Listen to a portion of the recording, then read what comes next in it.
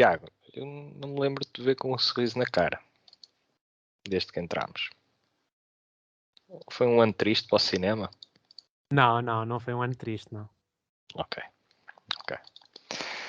Então vá. Eu não estou triste, atenção, estou só sério, que é diferente.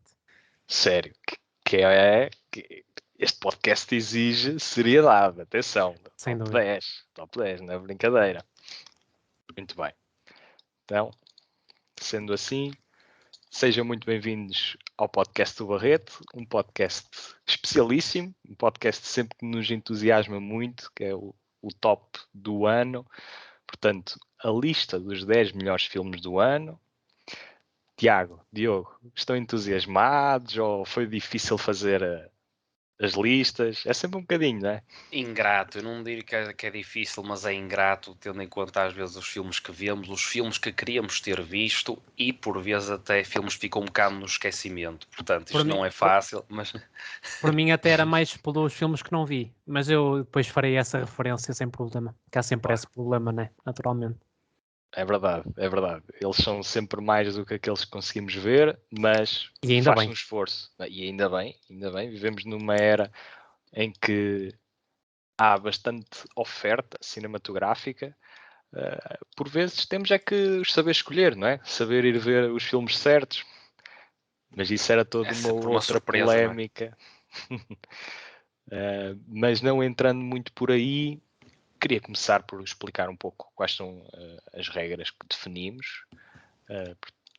O Diogo está-se a rir porque foi um debate intenso para percebermos quais eram as regras que íamos utilizar, mas acabámos por chegar a algo que se assemelha a um consenso em que só são válidos os filmes que estrearam em sala de cinema em Portugal ou que foram exibidos em algum festival de cinema em Portugal ou que toda a gente pode ter acesso a eles via streaming, exatamente. Portanto, são estas 3 condições. Tendo isso em conta e também como temos muitos filmes para abordar, ainda que sinteticamente, eu queria começar talvez por ti, Tiago. Okay. Se queres fazer algumas notas prévias antes de dares o teu número 10. Sim, quero.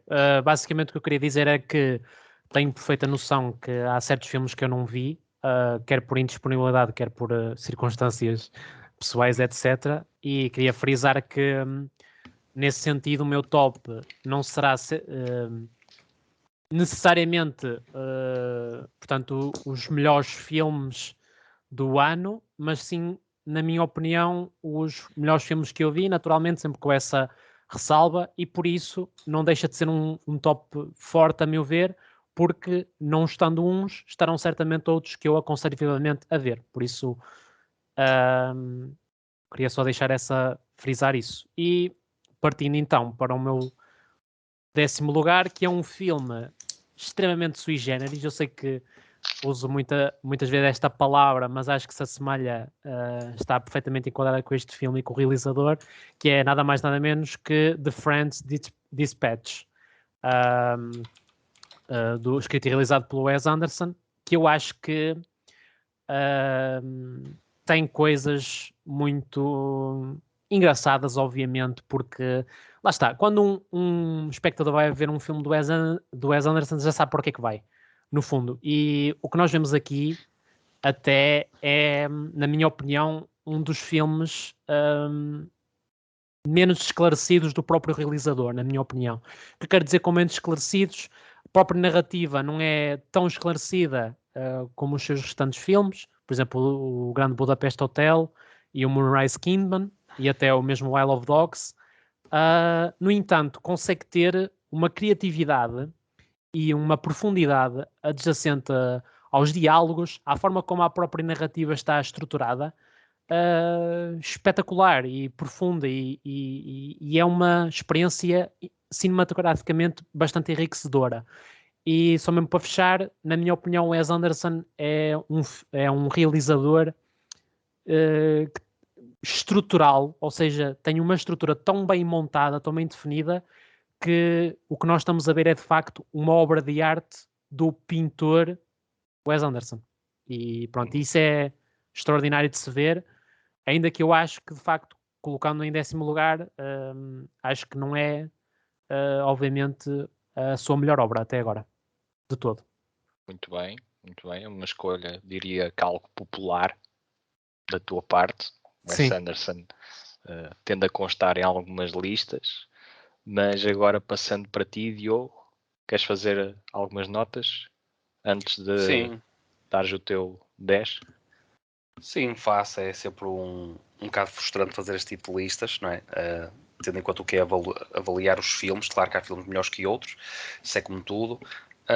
E deixo já a ressalva que realmente estes 10 filmes que eu vou dizer, que vou enumerar, não estão por ordem, ou portanto eu quis deixar esse lado de parte, não quis fazer uma ordem. Eu sei que vocês quiseram. Portanto, tive que escolher 10 dos que gostei mais este ano, do que eu penso que para mim são as, mas o primeiro tens que as grandes dizer. sugestões. Isso é facilitismo. O primeiro tens que chamem dizer. o que quiserem, eu não quis ordenar propriamente dentro ou do pior para o melhor ou vice-versa. Mas és tu que dizes que é ingrato fazer estas listas e nem tiveste que os numerar. Diogo, vais dizer o melhor que tu achas que é esse, vais deixá-lo pelo menos para o fim.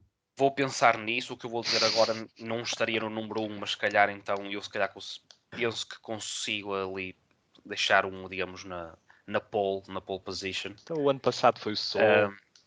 E sim, esse aí não me arrependo em nada. Daí se calhar agora este ano ser um bocado diferente de não enumerar propriamente os filmes. E deixo também outra ressalva que tem a ver com a questão de que nesta altura pronto, não foi fácil deixar certos filmes de fora, ou neste caso não foi fácil não introduzir certos filmes, porque realmente queria ter visto, e há um ou outro que tenho aí em mente que tenho quase certeza que poderia estar aqui. E assim sendo, vou dizer o meu primeiro filme deste top 10, não sendo o número 10, mas vou tanto facilitismo. Não sendo, isto nem devia de ser proibido. Nem devia de ser proibido, nem devia de ser autorizado. Eu mas também pronto, não estou assim muito contente, mas andiamo, ele é o boss. Acho que vocês também têm que ter alguma condescendência e criatividade e ousadia, tendo em conta que no ano passado enumeramos do, digamos, menos bom para o melhor, deixar aqui alguma arbitrariedade, acho que é interessante. Sim. Ele a tentar justificar claro, o seu malabarismo. Se eu tomo esta decisão, justifico porque eu tomei esta decisão, não foi só como me apeteceu. E bem. Andiamo, as duas coisas, apetece-me e justifico o que é que me apeteceu.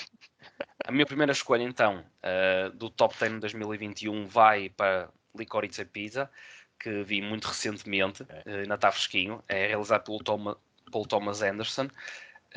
E é muito interessante porque neste Licorice Pizza encontrei coisas muito, muito interessantes, quer seja por parte do seu elenco, quer seja por parte de uma história que tem a ver com a própria infância e vida do Paul Thomas Anderson em LA, e sendo um filme retrospectivo dos anos 70, com uma fotografia espetacular, com uma caracterização exemplar e com uma banda sonora simplesmente deliciosa. Portanto, tocando em temas como o amor, tinha que ser, mas tocando, que tem o mão do Johnny Greenwood, que este ano teve espetacular, teve a mão em várias obras de destaque. O Licorice Pizza, incansável.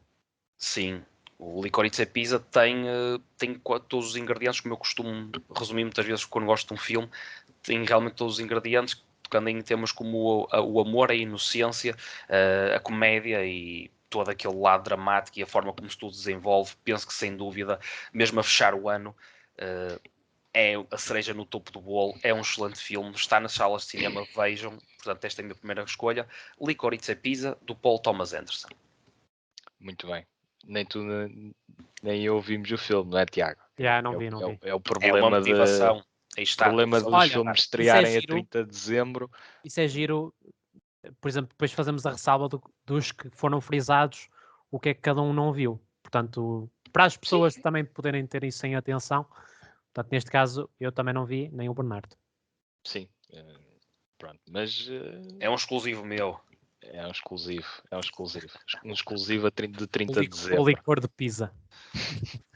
E tu, Bernardo? Como é que minha fechas parte, este número 10?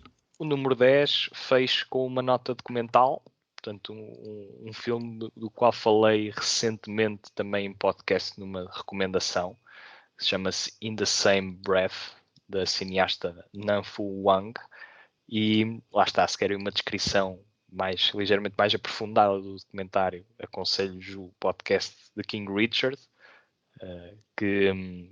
no qual eu vou um bocadinho mais a fundo, mas agora brevemente, para resumir, é um documentário sobre a Covid-19, particularmente a forma como os governos, tanto norte-americanos como chineses, como o Partido Comunista Chinês, abordou, portanto, a primeira interação com o vírus e a incompetência dessa mesma abordagem. Portanto, acho que é bastante impactante, é bastante elucidativo, principalmente numa altura em que ainda estamos com mais perguntas do que respostas quanto à doença. Acho que é um ponto de vista muito interessante, muito incisivo, de alguém que olhou mesmo para a situação macro e conseguiu retirar ilações muito interessantes que demonstram que a forma, apesar da forma de governar dos países ser muito dispar, por vezes os erros são comuns. Muito bem, portanto, The French Dispatch, Licorice Pizza e In the Same Breath em número 10. Pronto, Diogo, eu vou dizer que é em número 10, mas sabemos que o teu é meio freestyle. O teu é meio freestyle. Vai deixar de ser freestyle que eu consegui fazer aqui. Mas pronto, adiante. Eu vou respeitar mais o vosso critério. 9. Tiago. Portanto, para mais uma rodada, temos Another Round.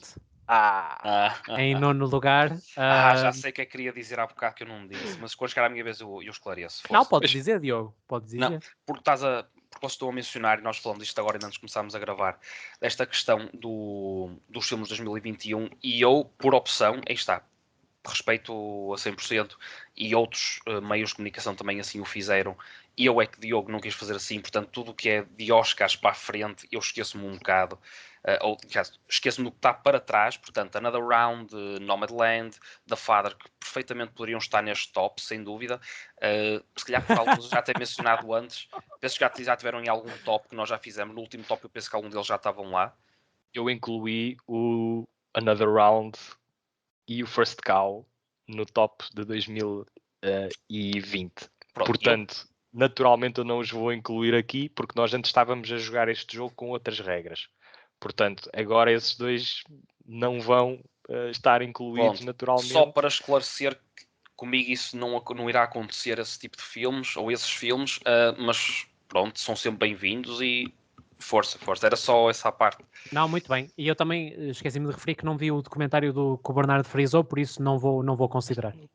Tranquilo, mas não vamos estar a dizer os que não vimos, senão isto fica o top dos filmes que não vimos, mas gostaríamos de ter visto. Não, é só para também. Mas porventura não vimos. De não estar na minha lista. Portanto, Another Round. Dizer que tem um lugar que porventura não traduz o mérito que o filme tem como um todo. Eu estou a respeitar um bocadinho aquela que foi a minha experiência com o filme, que, na minha opinião, amadureceu muito bem, ou seja, aquilo que eu retirei do filme, passado um tempo, talvez foi muito superior àquilo que foi a minha experiência para com o filme, mas estou a respeitar um bocadinho a minha experiência com o filme, e neste caso, nono lugar. Another Round tem um bocadinho de tudo, na verdade, tem um drama, tem comédia, tem sentimentalismo, tem uma personagem espetacular, neste caso o Mads Mikkelsen. O filme é escrito e realizado pelo Thomas Vinterberg,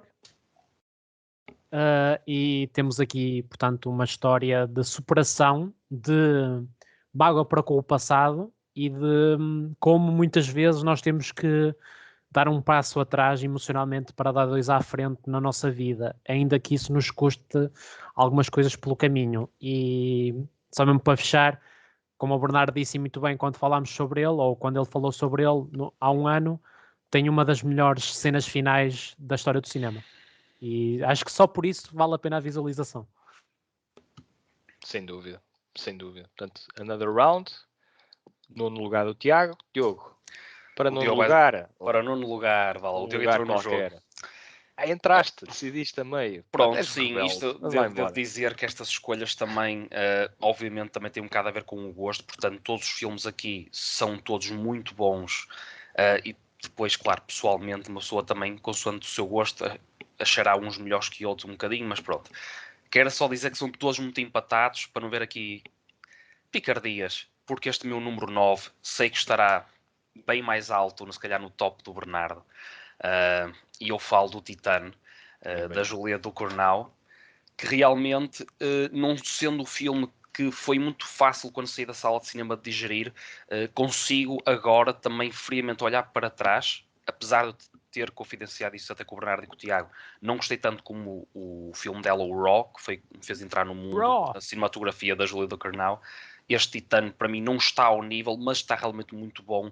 É um filme muito carnal, é um filme onde a mensagem é transmitida de modos, literalmente modos, obscuros, de sofrimento, mas também com alguma alegria no alternativo. Se é que faço-me entender aqui. Portanto, Ok, uma boa expressão. é uma espécie de submundo, mas um submundo que a Ducournau realmente consegue captar muito bem, e finaliza esta pequena intervenção dizendo que realmente tira o chapéu à atuação, à performance da Agatha Roussel. Não sei se digo bem, mas penso que sim, Bernardo, tu melhor saberás.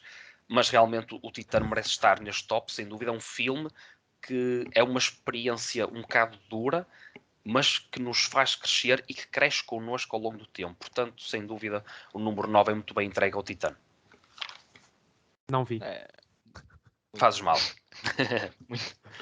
Eu não diria muito bem entregue, né? Tá lá muito entregue. abaixo. É Está lá entregue. muito, pois, Está lá muito abaixo. Olha, podia não estar, Bernardo, mas está. E tu, Bernardo, vais O entregar meu aqui? número 9 é Spencer, do Pablo Larraín. É a banda sonora, Bernardo, é a banda sonora. É a banda sonora. Não, e a Kristen Stewart, não é? A Kristen Stewart, mas também foi um filme que eu vi e eu percebi que havia aqui qualquer coisa, mas depois o tempo ajudou-me a consolidar o mérito que reconheço no filme. Acho que sim, sem dúvida, a Kristen Stewart faz um papel muitíssimo interessante, vai ser recompensado nos Oscars, nem que seja sem com dúvida. explicação. Não haverá grande Eu também não tenho grandes dúvidas. Sim, isso mas depois... não acontecer é um escândalo, na minha opinião. Sim, completamente. Quer dizer, não estamos aqui a falar do quê? Claro que vai ser nomeada, não há aqui grande mistério. Agora, não é só ela que faz o filme, apesar de já ter lido alguns comentários em que essa questão sobressai. Eu acho que o Larraín tem aqui uma realização. Ele vem do Ema, que é um filme que eu adorei. É verdade, o Ema. E é um filme cheio de dança, o Ema, e ele introduz aqui numa outra sequência mais onírica todo o ambiente de dança através não só da movimentação como também da montagem. Tem um ritmo sem dúvida muito e a própria de Kristen bailado. Stewart a dançar às vezes. Exatamente. E é fundamental para entrarmos dentro da própria personagem, porque muitas vezes esses ângulos são metafóricos. Sim, às vezes a direção da fotografia é asfixiante, outras vezes é completamente hipnotizante. É muito. Toda a realização está elaborada para entrarmos dentro da psicologia da nossa personagem. E eu acho sempre esses casos de estudo muito interessantes, esses estudos de personagem, como por exemplo o The Card Counter também tem um caso mais ou menos interessante com o personagem do Oscar Isaac. Mas aqui aquilo que o Pablo Larraín faz com o Spencer acho que é excelente, e claro, o Johnny Greenwood, que já comentámos aqui, compositor do Licorice Pizza, também tem uma banda sonora bastante, digamos que com cordas latejantes e notas de jazz que acho que captam muito bem os sentimentos de opressão da nossa protagonista. Mas bem, número 9, Spencer. Vamos avançar para número 8. Sim. Tiago. Vamos lá. Esta vai ser por dentro uma escolha um bocadinho ousada, porque acho que não é, portanto, óbvia de todo, sensual. Não é de todo.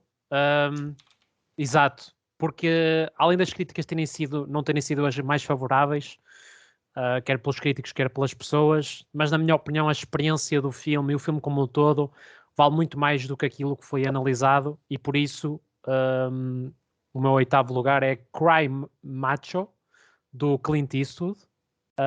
Acho que é um filme muito underrated, na minha opinião, e começo já por dizer isto. Sei que tem andado muito numa de Clint Eastwood, neste caso calhou de o ir ver ao cinema e de o incluir neste ano, mas de facto Clint Eastwood, na minha opinião, é como o vinho do Porto. Ele está a envelhecer de uma forma que eu invejo, porque parece que com o passar dos filmes a sua qualidade cinematográfica parece que aumenta. Não estou com isto a dizer que Cry Macho é o melhor filme do Clint Eastwood de todo. Ele, portanto, é o protagonista, ou um dos protagonistas, mas sim o protagonista do filme, como ator e como realizador, como costuma ser por norma. E de facto, o que é que nós temos aqui? Uma história que pode ser um bocadinho maçante, mas que se nós formos a explorar muito bem, tem um sumo intelectual humano absolutamente incrível. É uma história que de tão simples é difícil chegarmos ao final do filme e percebermos o quanto essa história simples nos conta. E é por isso que eu acho que merece estar no meu top. E pronto, e Cry Macho é mesmo para chorar. Muito bem. Eu já vi podcasts com... Neste caso até foi um podcast em que o ouvi referenciado como um dos piores do ano, e tu agora vens aqui dizer que é um dos melhores do ano. Portanto, eu acho que as críticas não foram nada boas. As pessoas vão ter que tirar as conclusões por elas próprias. Tirem as temas. Há aqui uma polarização incrível, mas escolha interessante. Diogo, para número 8. O meu número 8 é um filme que já foi aqui mencionado, portanto a primeira repetição, não podia deixar este fora, é o The French Dispatch, portanto a escolha que o Tiago também já mencionou aqui. Estou a brincar. O The French Dispatch, usando um bocado também aqui, concordando com o Tiago, na cinematografia, na filmografia do Wes Anderson, penso também não será a sua melhor obra, mas é uma obra do Wes Anderson e só por isso desperta a curiosidade. É um bocadinho por aí. E eu fui ver ao cinema, gostei muito. O Tiago já enalteceu alguns pontos positivos.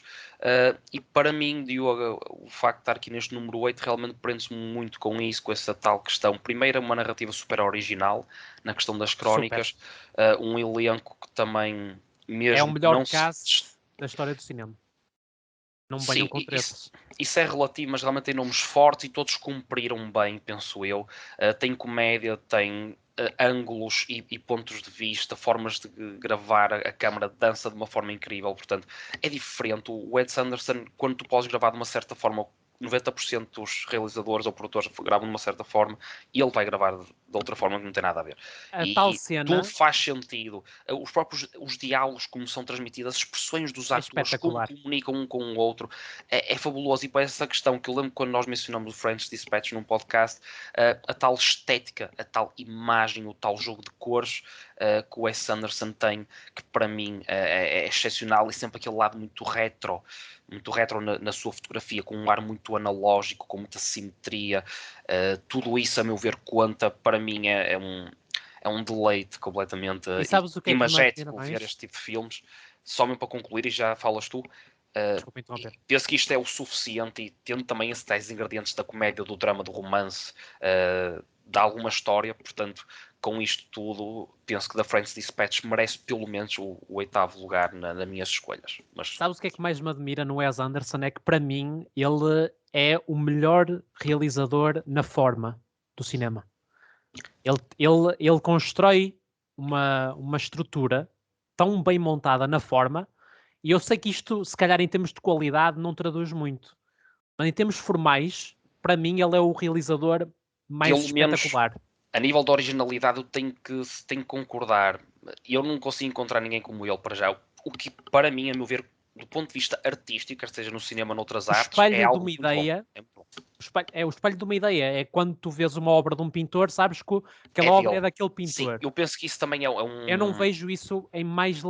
com esta qualidade. É um destaque. É um destaque, sim. E mais uma vez, não é para... isto não realça a qualidade. Realça é um ponto dessa qualidade. Concordo.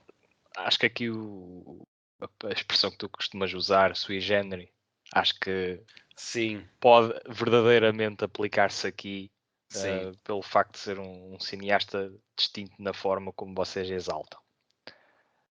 No entanto, Assim E sendo, o que é que tu destacas, Bernardo? exato, e assim no sendo, entanto, eu o vou Bernardo, destacar um filme búlgaro chamado Février, Ok. em inglês é February, de um cineasta chamado Kamen Kalev, que é um drama que tem uma premissa muito, muito simples, que é a vida de um homem com 8, 18 e 82 anos. Portanto, está aqui dividido em 3 partes. É o Boyhood?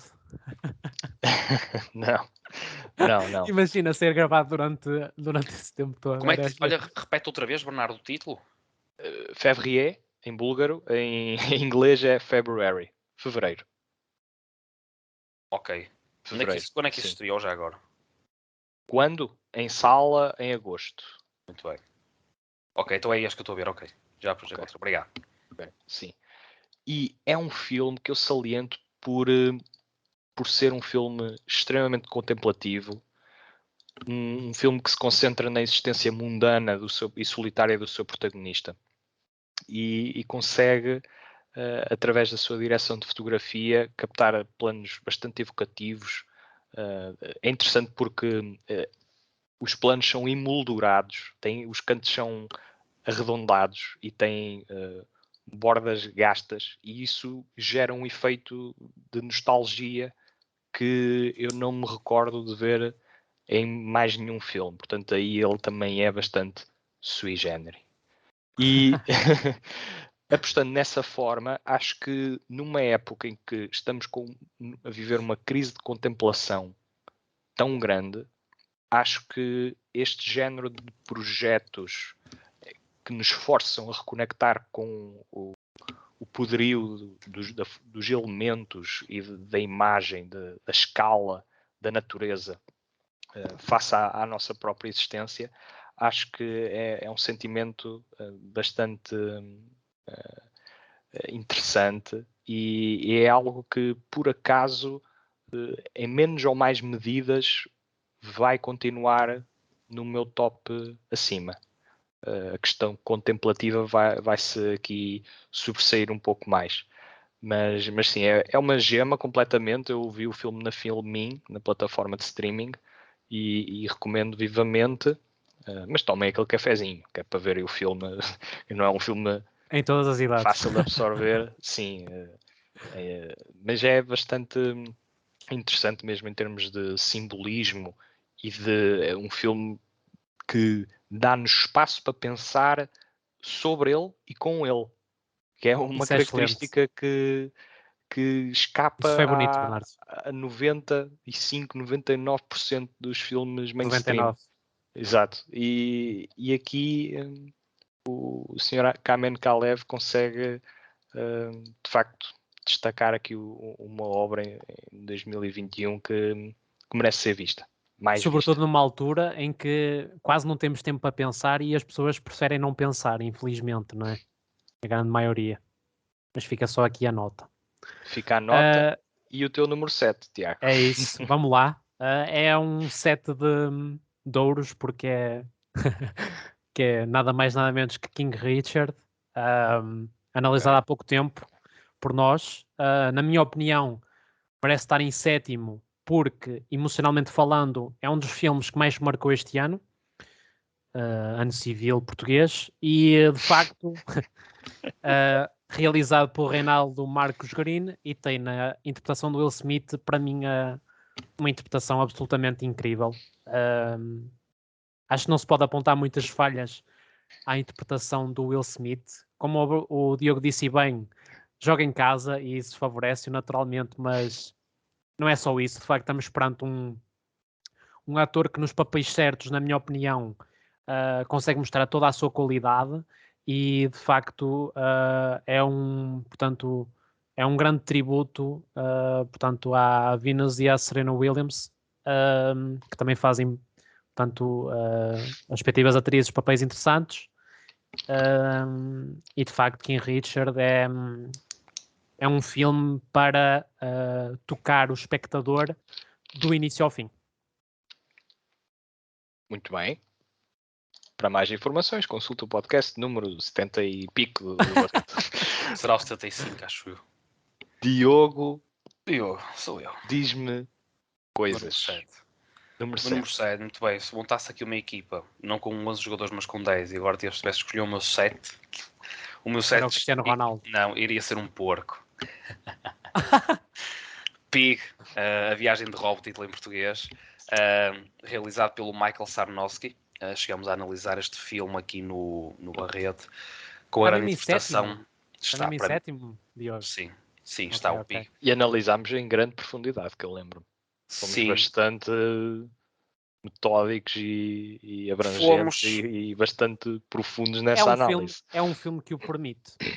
Penso que sim, e por permitir isso, penso que não é ao acaso, é um filme bastante rico, tem bastante semiótica, quer seja na questão ambiental, na questão das relações humanas, nas relações com os animais, no que é o próprio afeto, amor, carinho, no que é a depressão, as fases da vida de uma pessoa, as histórias que se escondem por trás. Portanto, há aqui realmente muitas camadas. O Pig tem muitas camadas, tem o Nicolas Cage num tipo de performance que, a meu ver, tenho pena não ter visto o Nicolas Cage ao longo da sua carreira, não ter explorado mais este tipo de projetos, porque eu penso que ele tem uma capacidade dramática acima da média, às vezes não parecendo, mas acho que o Nicolas Cage é um excelente ator. Como é que se chama aquele filme que ele fez antes?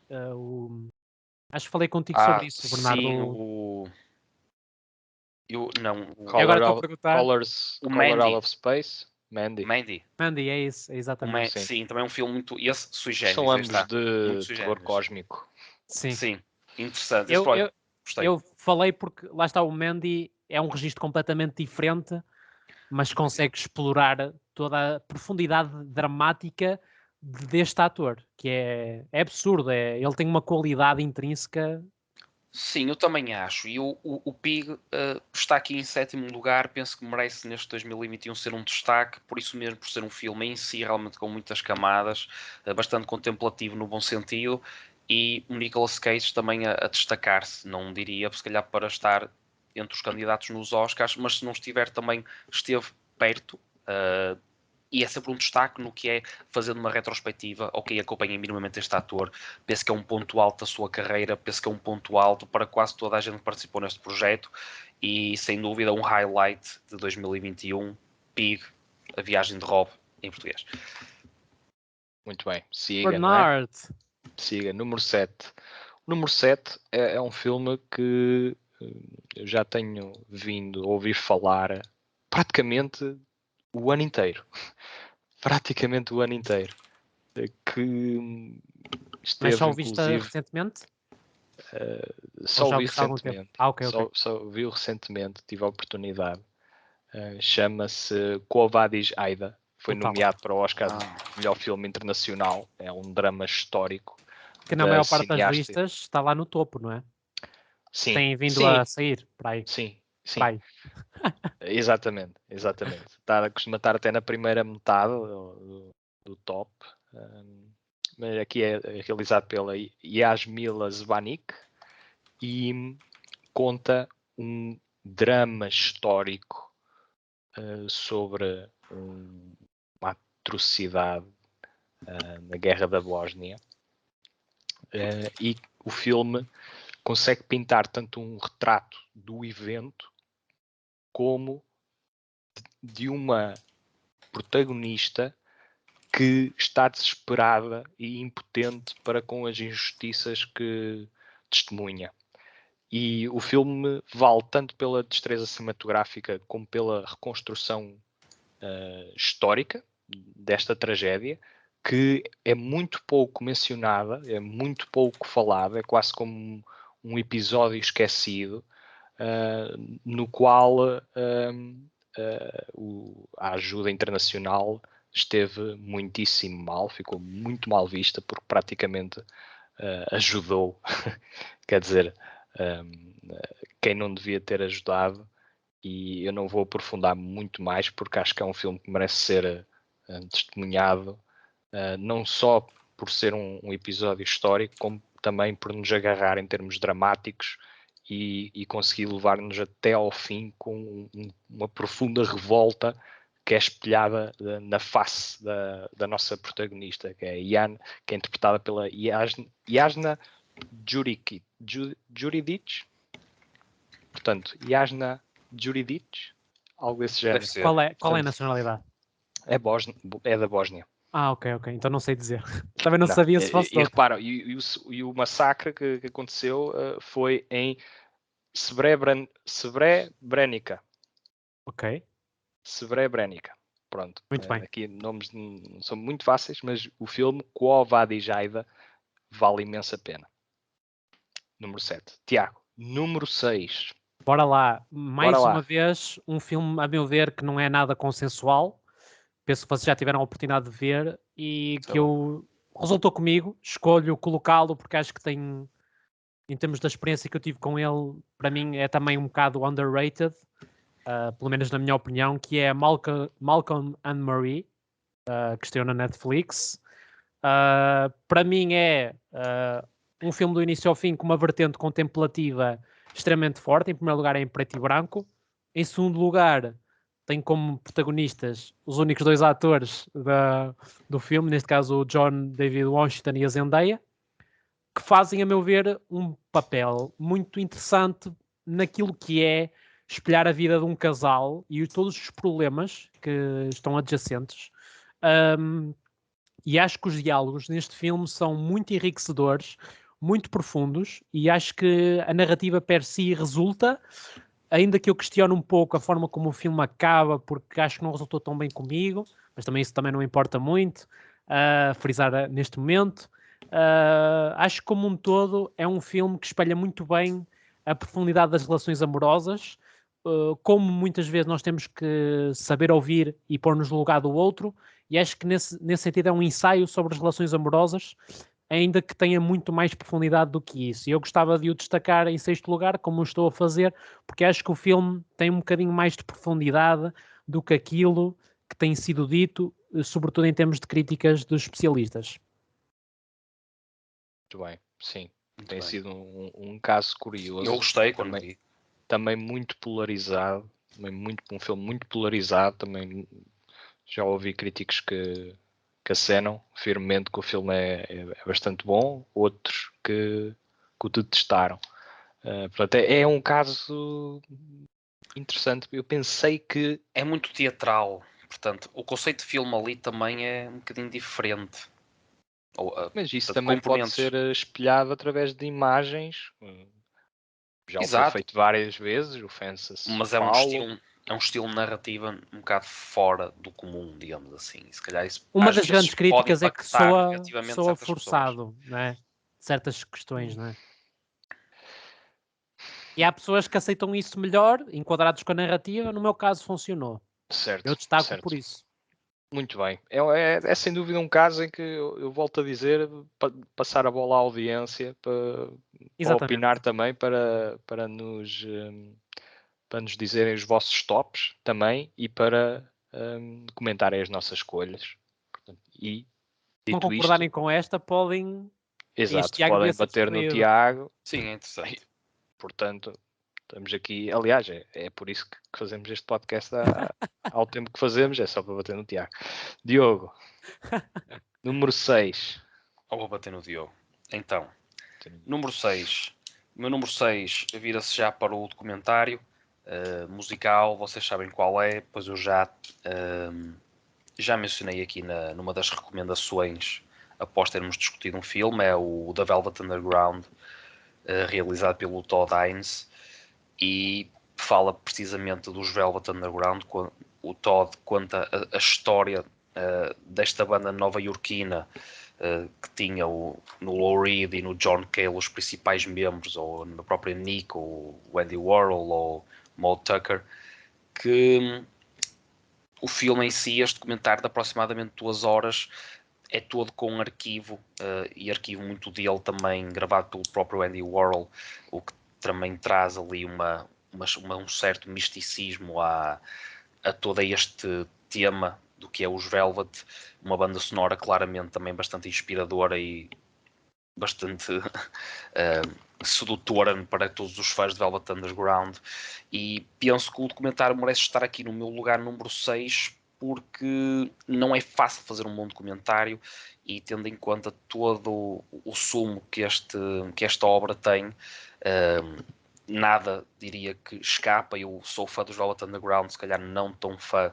como outras pessoas, se calhar viram um documentário e terão ainda mais conhecimento ou estarão mais dentro de certas histórias.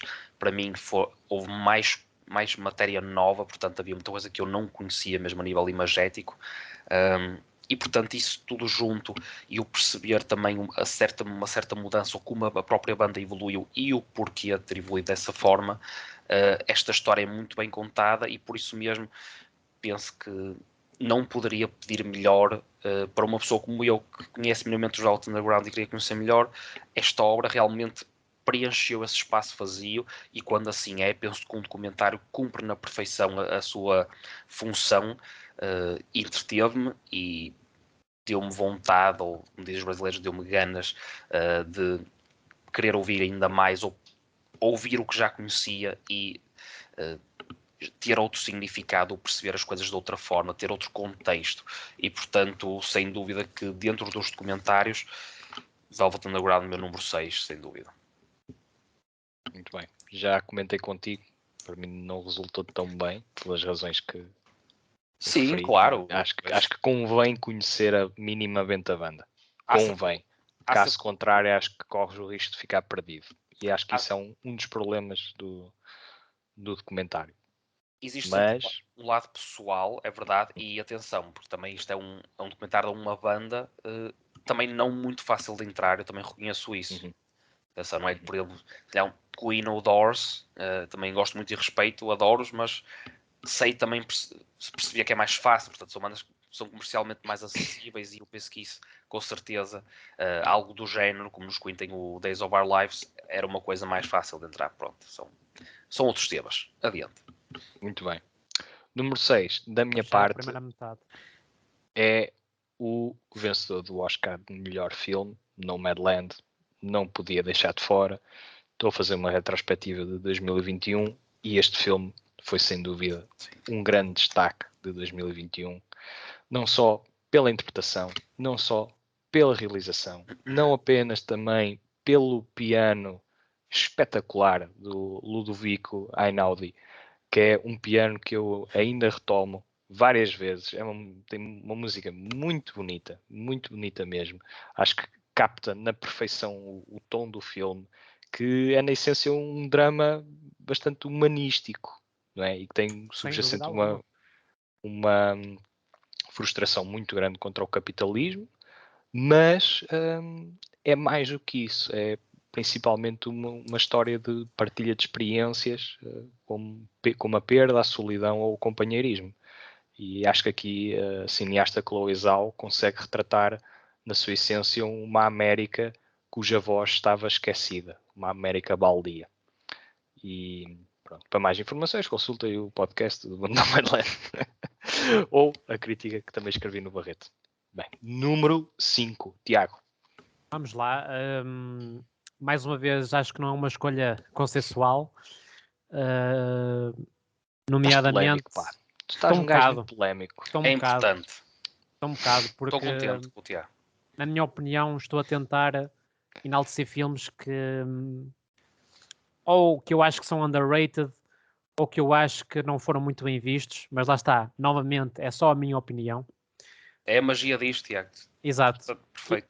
Que é nomeadamente a Quiet Place 2, que na minha opinião, pronto, eu já sabia que ia haver essa reação por parte do Bernardo. Prepara-te para daqui a bocado, Bernardo, também vais ter uma... Mas vou beber água, continua.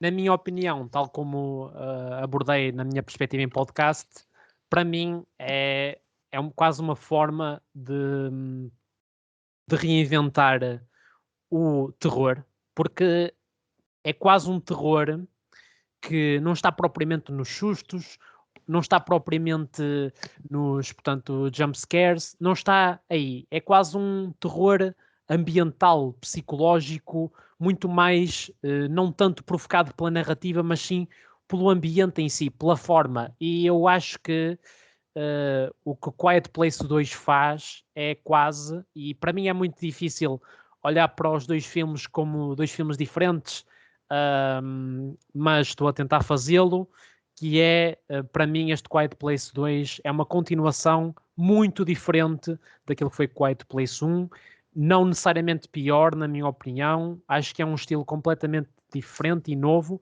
e consegue dar à narrativa, ainda que, obviamente, haja sempre leituras de que a história vai por um caminho de previsibilidade e etc., para mim é muito mais importante destacar a forma como o terror ambiental deste filme se consegue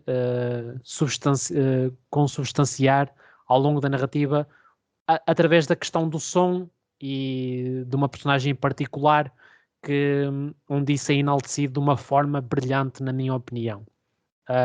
E, portanto, uma vez que resultou bem comigo e aceitando, obviamente, opiniões diferentes, fica com o quinto lugar do meu top. Número 5. Muito bem. Diogo, queres comentar esta escolha do Tiago? Ou... Não, os tops são mesmo isto, é uma questão de gosto. É um filme que eu adorei, dentro do terror também foi das minhas melhores experiências do ano, mesmo não tendo explorado muito o terror. Só a única coisa que digo é que, pessoalmente, eu prefiro, por exemplo, o Quiet Place, o primeiro, tinha qualidade suficiente, se fosse 2021, para estar na minha lista. Okay. O 2 não pus, gostei muito, como voltei a dizer, mas o 1 poria aqui. Por exemplo, é só para fazer aqui. Agora, comentar não tenho muito para comentar. É a escolha do Tiago. É uma escolha que não é nada daí. Acho que merece pelo menos a menção. Pá, eu escolhi outros, até gosto de ouvir uma coisa que eu não tenho e gostei também. Portanto, é o que eu tenho a comentar. Olha, boa escolha, Tiago, é o que eu tenho a dizer. E assim inclusive sendo, continuar a falar, não te cales. Exatamente, o meu número 5 já tem a ver um bocado com religião, e devo dizer que deixo uma pequena ressalva, porque quando eu coloquei este filme aqui, ou pelo menos no número 5, não é? Quando discutimos aqui esta questão de empoleirar os filmes, não é necessariamente um filme que, como obra, esteja melhor, ou que eu acho melhor que algumas que eu já disse anteriormente. Contudo, põe neste lugar também um bocado por aquele apetite pessoal, ou portanto é aquele gosto, um bocado como os pratos. Há comidas que tu gostas mais que outras e que às vezes até podem ser melhores, mas dá-te aquele gosto. Pronto, e eu aqui neste número 5, assim sendo, ponho o Benedetta, um filme que também acho que estreou há não muito tempo aqui em Portugal. É um filme do Paul Verhoeven e epá, gostei imenso porque o tema da religião misturado com factos verídicos, misturado com uma boa fotografia, misturado com uma boa caracterização, misturado com algum lado erótico, portanto... Estava a ver quando é que ia chegar ao que interessava. Mas é um filme, mas é um filme que é sensual, não de uma forma barata, mas de uma forma estética, portanto o Benedetta é um filme bastante estético. É um filme que consegue ter momentos de contemplação bastante pertinentes, portanto também aliados a tudo o que é a questão da crença, ou o que é a questão, o valor do silêncio, ou às vezes o falar por atitudes, não propriamente por gestos, mas aqui falo o que é a comunicação através de atitudes, tudo o que é questões de hierarquias, tudo o que é o sagrado. Esta questão muito do não palpável acontece no Benedetta, e é um filme que, graças a isso, ou jogando muito bem com isso, durante 2 horas e 11 minutos, eu não consegui, tirar a atenção do ecrã, o que é logo um bom presságio, e portanto, aí está. O clichê do Diogo é um filme com muitos ingredientes bons, ou com quase todos os ingredientes. Penso que sim, que isto aqui realmente funciona muito bem. Volto a dizer, se calhar a nível técnico não é melhor do que alguns que mencionei, mas penso que adequou-se perfeitamente ao quinto lugar. Foi uma experiência incrível, e aí está, também acaba por ser um bocado diferente, porque nem sempre é fácil fazer um bom filme, ou bom e credível, digamos assim, e sedutor, juntando o tema religião.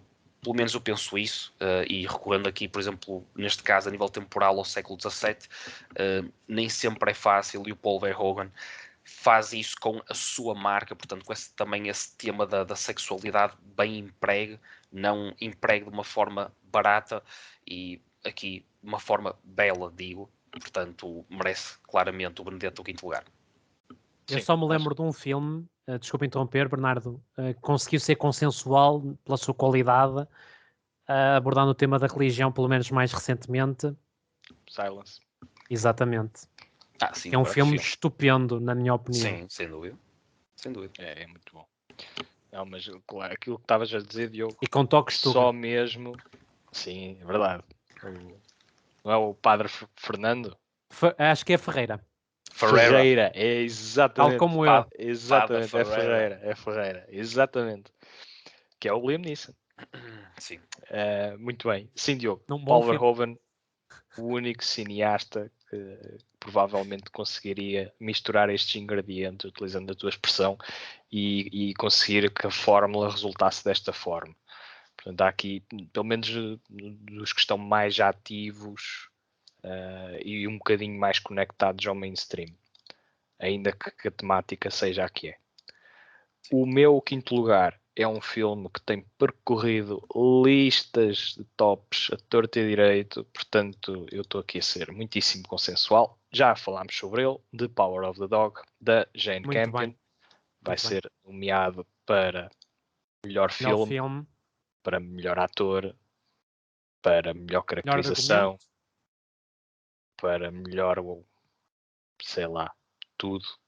Não sei. Não, mas pelo menos umas 5 ou 6 nomeações este menino vai conseguir.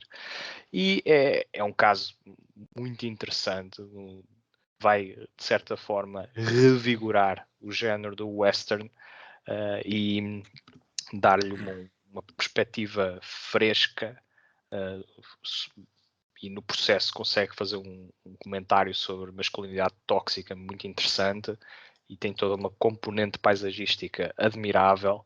E lá está, como eu referi no podcast em que falámos sobre o filme, este é um filme de pormenores. Portanto, é novamente um filme que deve ser contemplado, que deve ser admirado pelos gestos, pelos toques, por aquilo que não é dito e por aquilo que é assobiado. E pela sua grande metáfora, não é? Sim.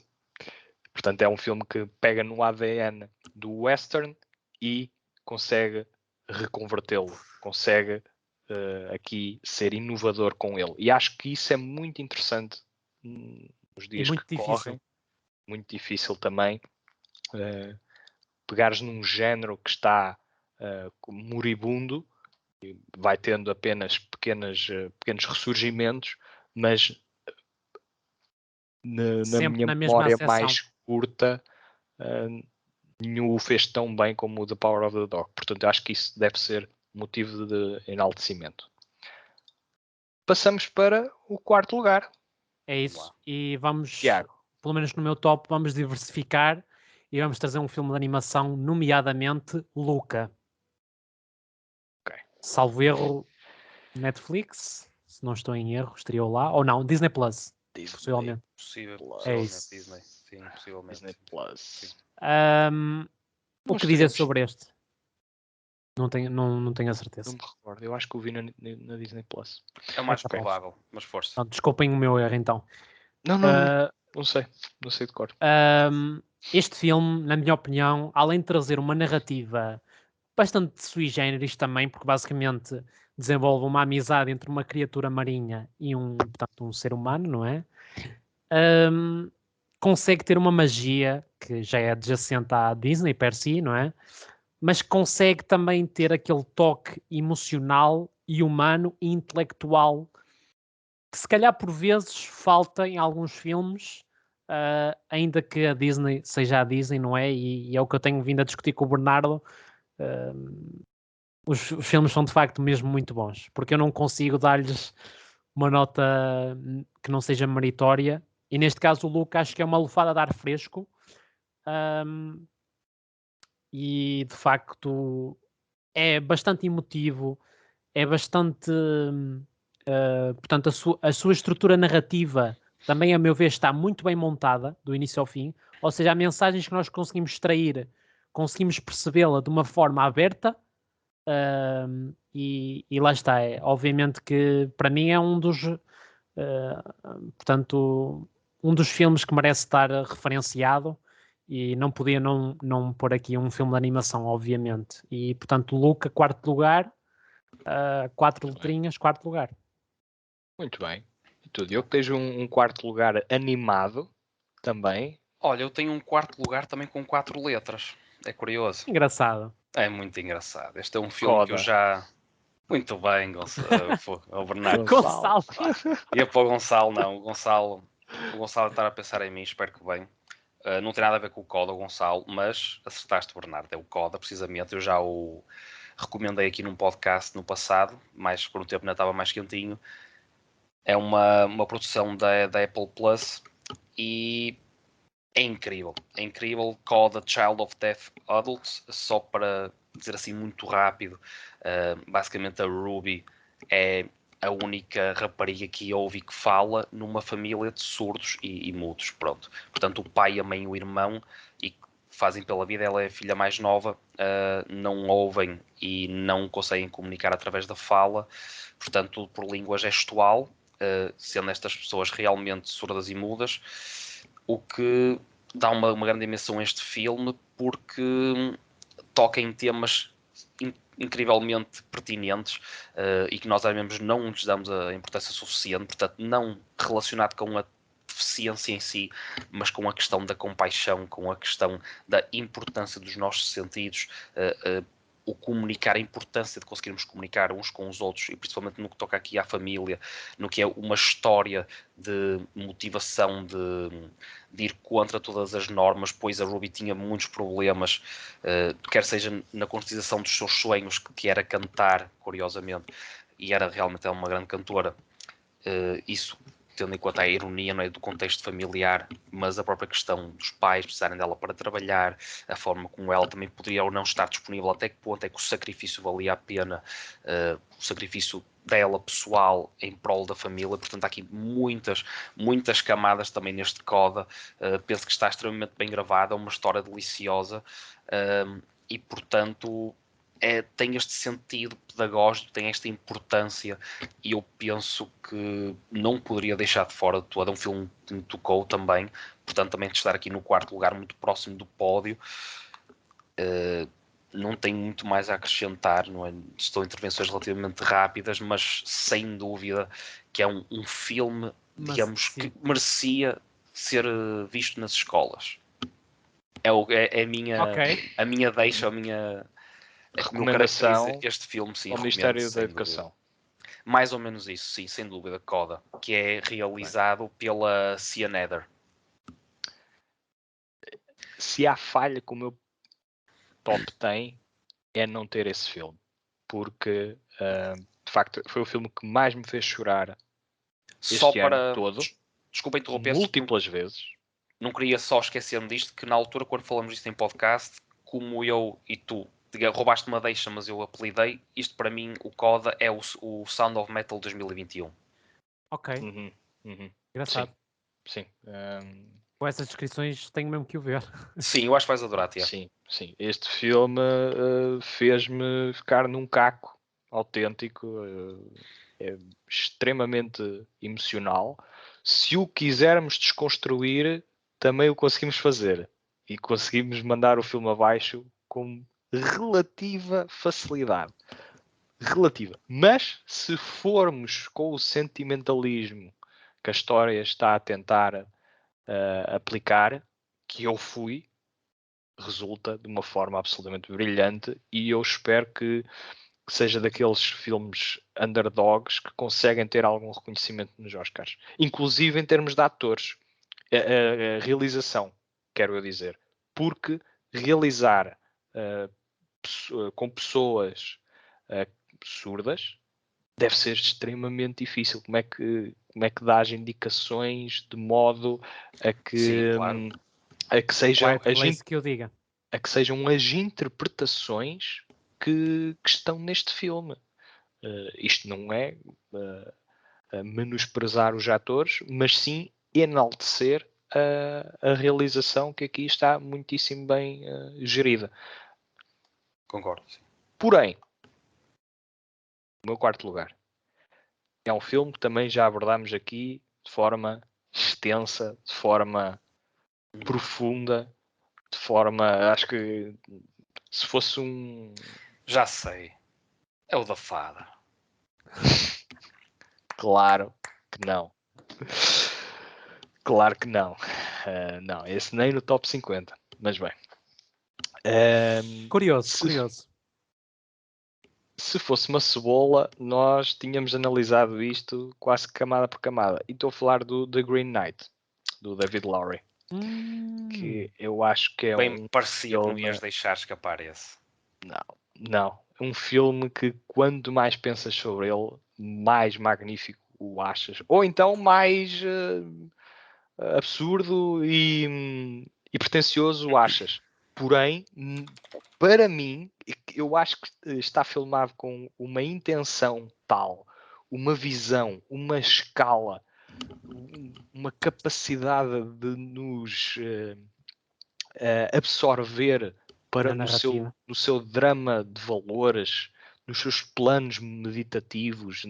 Acho que, tal como o February, é aqui de novo um filme que convida à contemplação.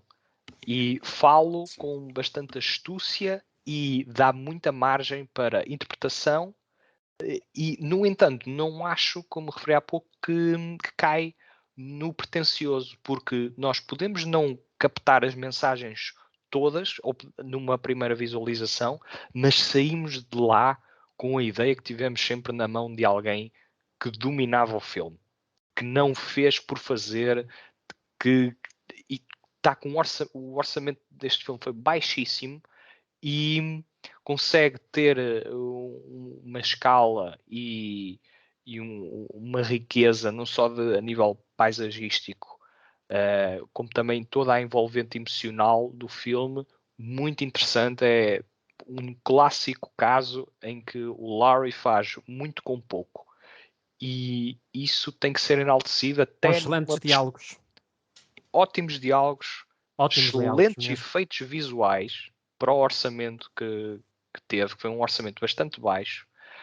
Não transparece essa ideia, porque o filme tem uma aura de épico, de cavaleiros, de um drama de valores, como referi, mesmo uma viagem surrealista e até certo ponto também obscura.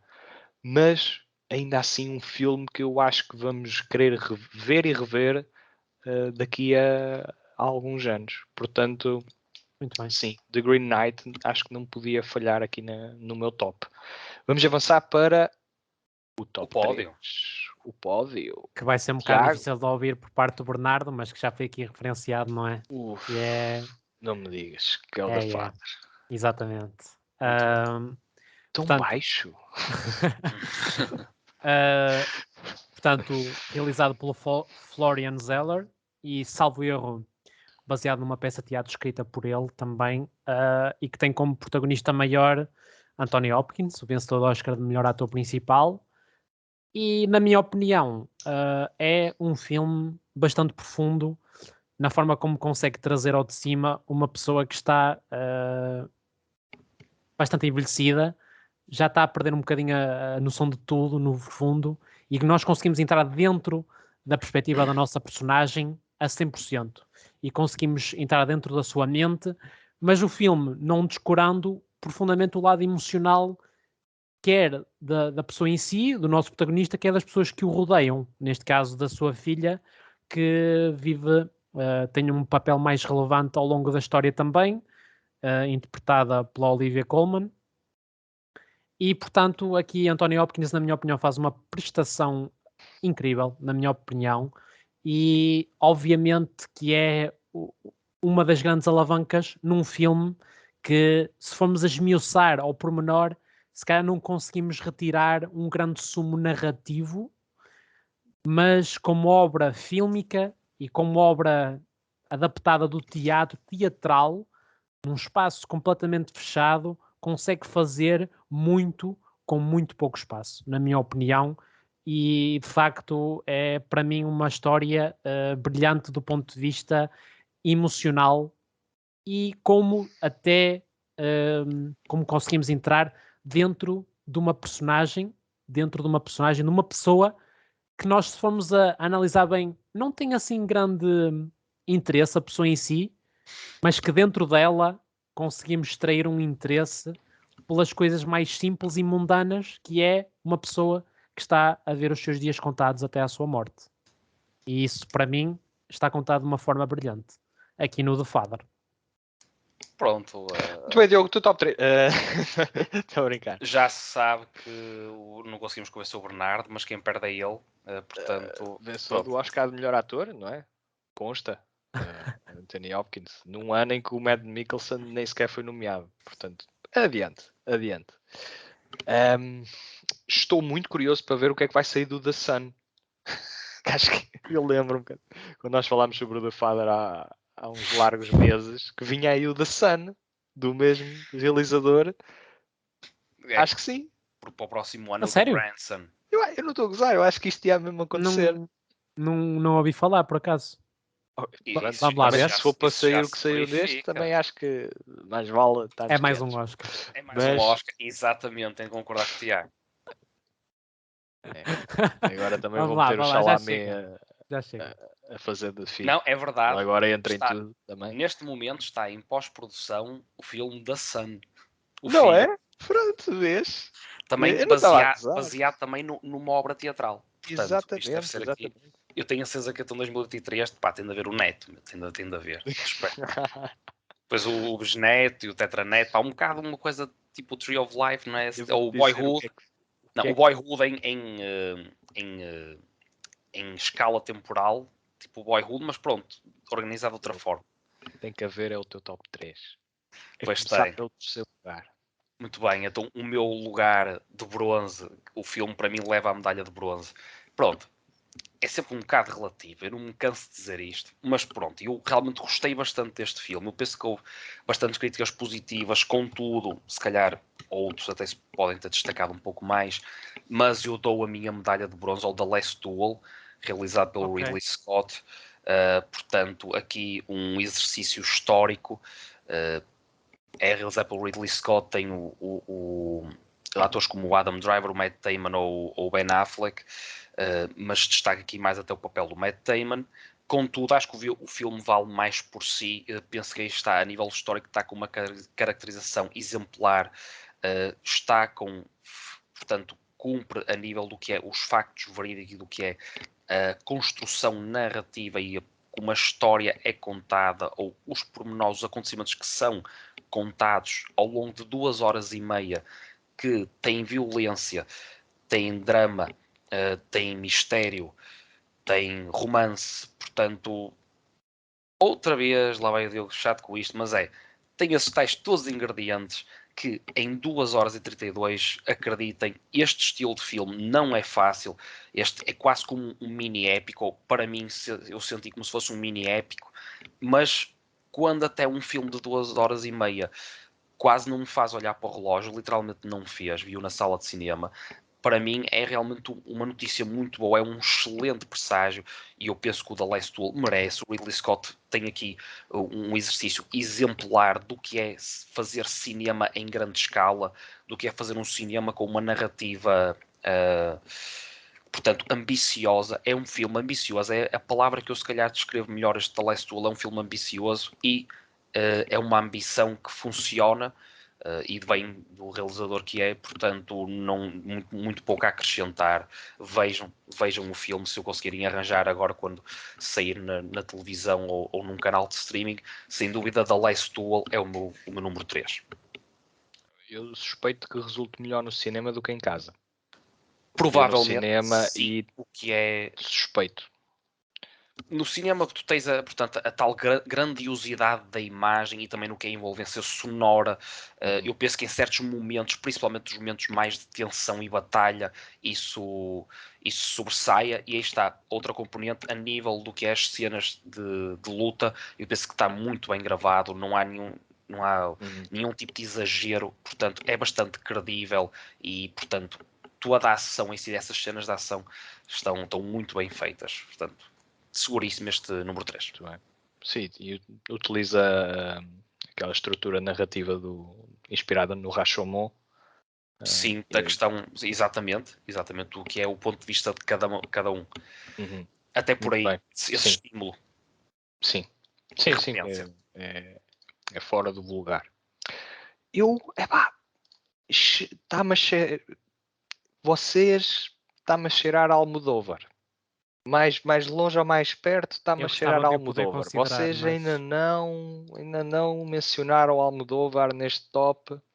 Mas tu vais dizer o número 3 ou estás aí para adivinhar o que os outros têm? Não vou adivinhar, não vou adivinhar. O meu número 3 é, porventura, o filme mais dissonante em termos das listas que eu tenho. Finalmente. Entrada O Bernardo a ser audaz. Olá, Bernardo audaz. Até agora... tem estado até relativamente seguro. Então, se é, eu sei uma das tuas escolhas que faltam, as duas, que vai ser a minha segunda. Bernardo. Esta é... Mas já lá vamos. Esta minha terceira escolha é do filme Raya and the Last Dragon. Ok. Que é um filme que eu revi recentemente para garantir que consolidava este terceiro lugar.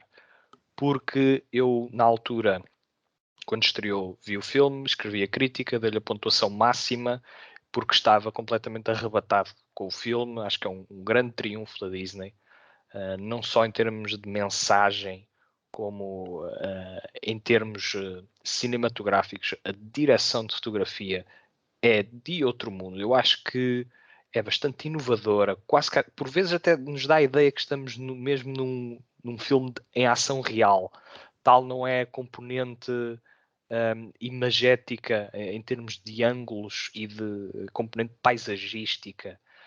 Acho que é uma narrativa que não é muito aventureira na sua originalidade, mas é aventureira em tudo o resto, em termos culturais, em termos das características da nossa protagonista e dos seres que a rodeiam. No entanto, aqui aquilo que me prende cada vez mais ao Raya é a dinâmica comunitária que acredito ser bastante contemporânea. Na essência é uma história de uma comunidade que se divide, mas que tem que voltar a confiar. A comunidade tem que voltar a confiar uns nos outros, os diferentes membros das diversas comunidades que preenchem uma comunidade maior, têm que voltar a confiar uns nos outros para enfrentar um mal comum. E eu acho que isso é extremamente contemporâneo, não apenas em termos políticos, como também em termos sanitários. E encaixa que nem uma luva aqui na nossa situação contemporânea. Muito bem. E em termos de animação, acho que é de veras superior ao Encanto, acho que é superior ao Luca, acho que é porventura a melhor animação do ano, tendo em conta que pode-me ter escapado uma ou outra, mas no que toca a projetos mais mainstream, Raya and the Last Dragon acho que é um filme a não esquecer, e eu tenho sentido que ele está a perder algum fôlego porque têm saído muitos outros filmes, e como Raya and the Last Dragon é uma estreia mais no início do ano, salvo erro, fevereiro, março, acredito. Março, penso eu. É logo a seguir aos Oscars, no fundo. Tanto, logo a seguir aos Oscars, exato. Começa a contagem para a próxima gala dos Oscars, o Raya está logo ali no início, que por vezes é uma desvantagem, como estás a falar. Exato. E eu estou a sentir que a própria Disney pode não apostar tanto no filme, precisamente por não estar tão fresco. Vai ser uma categoria interessante. Acredito que nos estejam Oscars. nomeados. Eu também espero que sim, e a minha expectativa é que ganhe, tendo em conta que posso não ter aqui as obras todas de animação presentes. Porém, terceiro lugar, muitíssimo seguro para o Raya and the Last Dragon, tendo em conta que até o revi para garantir que não falhava. Tiago, a tua medalha de prata. E medalha de prata que eu tenho absolutamente certeza que o Bernardo ou vai colocar em segundo ou em primeiro. O Diogo não tenho bem a certeza, mas o Bernardo tenho a certeza absoluta. Quase. Que é Pieces of a Woman. que, pronto, segundo lugar, para mim, e digo já aquele que é a minha opinião, era o filme que merecia ter ganho o Oscar de melhor filme do ano passado, na minha modesta opinião, que é um filme do início ao fim que não tem falhas, na minha opinião. É uma história dramaticamente incrível, com uma interpretação da Vanessa Kirby incrível, com uma história, com um argumento fortíssimo, doloroso e que é espelhado no ecrã de uma forma cinematograficamente inesquecível. E conseguir pegar num assunto tão delicado e expô-lo no cinema com uma interpretação que também consegue elevar a narrativa e o argumento é extremamente difícil. E de facto, para mim, só não está no top, no primeiro lugar por causa do outro filme que, a meu ver, ainda é superior. Mas é só por isso, porque de facto é um filme extraordinário, na minha opinião. Tiago, eu vou-te dizer que o Pieces of a Woman, enquanto crítico, é o meu falhanço do ano. Porque eu dei-lhe uma pontuação atual, uma pontuação na altura que atualmente considero exagerada. Ok. É um filme que perdeu estofo e perdeu então não vais gás. considerá-lo. Então falhei. Não, está nas minhas menções honrosas. Ok. Na certeza que é um ótimo filme, uma recomendação de caras minha, mas eu reli a minha crítica e, tendo em conta o que eu me recordo do filme, perdeu gás. Ok. Perdeu Então foi um na minha engano da mente. minha parte. Não, mas tu terias toda a certeza, aliás, eu tive esse cuidado de perceber com o Raya e o Pieces of a Woman foram os dois casos no início do ano que eu me exaltei mais e que agora tive que os recuperar para perceber se eles faziam o mesmo sentido, tendo em conta o que saiu e tendo em conta a minha experiência. E enquanto que no Raya aconteceu o que vocês ouviram, no Pieces of a Woman ele desceu um bocadinho na minha consideração. Ok. Portanto, sim, uma excelente recomendação, uma recomendação de caras, reforço o que tu disseste, porém não vai constar, eu inclusive dei essa nota no texto que escrevi sobre o top 10, que o Pieces of a Woman, em termos críticos, foi aquilo que eu digo como o meu falhanço do ano, porque eu achei que o filme valia mais do que agora encaro. Ok, muito no bem. entanto, continua a ser um tremendo filme. Diogo, número 2. Muito bem. O meu número 2 já foi mencionado por ti. Penso que é seguríssimo também. Acho que vai dar muito que falar nesta próxima edição dos Oscars. É o The Power of the Dog. Ok. Pronto. Eu não então já sei o não acrescento. Bem, mas isso não interessa. Primeiro nas menções honrosas. Não há muito a acrescentar ao que tu falaste, Bernardo. Destaco uma coisa que não mencionaste, mas pronto, também está implícito, que é a banda sonora do Johnny Greenwood, que realmente tem estado muito bem este ano, fabuloso até, diria.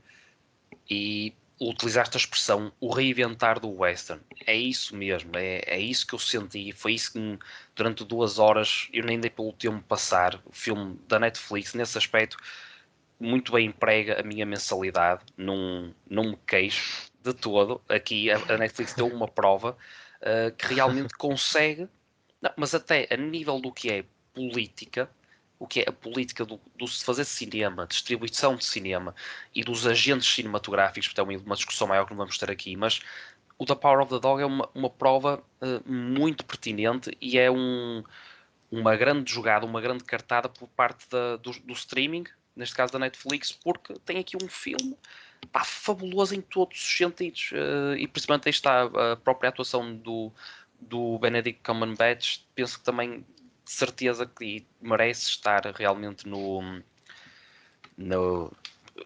Oscar de melhor ator principal. Penso que estará de certeza. Sim, entre outras nomeações.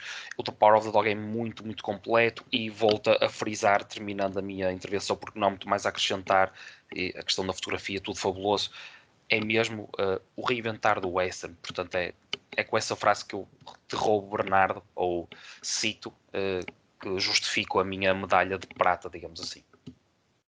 Muito bem. Ainda que eu acho que o filme tivesse sido mais impactante se tivesse sido visto no cinema.